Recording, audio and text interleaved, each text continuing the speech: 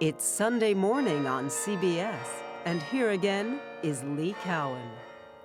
The bells at the National Cathedral in Washington will no doubt be around for a very long time. Not so the foundry that cast some of them, however. Turns out it's that very foundry for which the closing bell tolls. Jim Axelrod has an appreciation.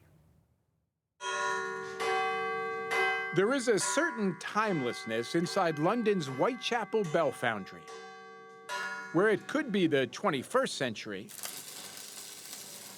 or the 19th. This rammer I'm using is 100 years old, or thereabouts, this tool. That tool is 100 years old. Or thereabouts, yes. Or even earlier. So is the whole bell an F-sharp bell? Yes. Alan Hughes's family has owned the foundry since 1904.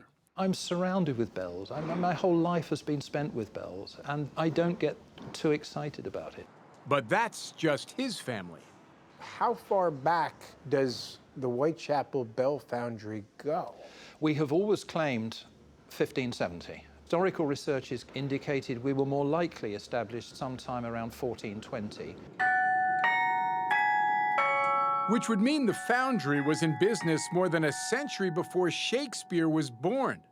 At half a millennium, this is the oldest continuously operating business in the UK. But after centuries and centuries, the company that produced the bells for Westminster Abbey, as well as Big Ben. Big Ben isn't the clock. It's the bell. The Whitechapel Bell Foundry has cast its last.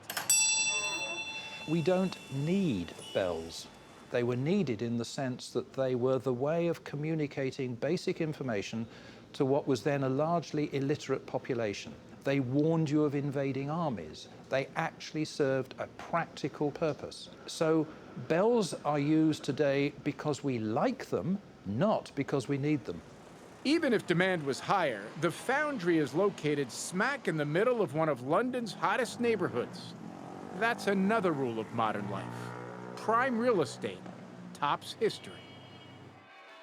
And it won't be just the Brits losing a connection with their history. We will too.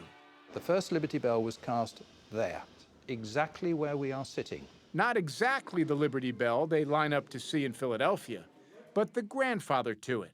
The first one cast, and later melted down to pour the second and third. So the metal that is in the present bell is largely the metal that was poured here, beneath our feet, in a pit.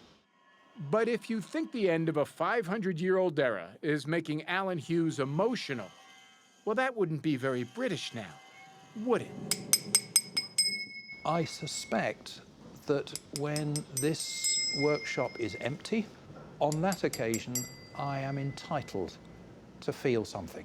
Even the stiffest of upper lips would waver a touch. I anticipate that that will be the case. What do you think you're going to do in your retirement? The first week of my retirement, I will sleep 24/7. Then I will get up and reinvent my life. Awakened by a bell? Probably. Probably.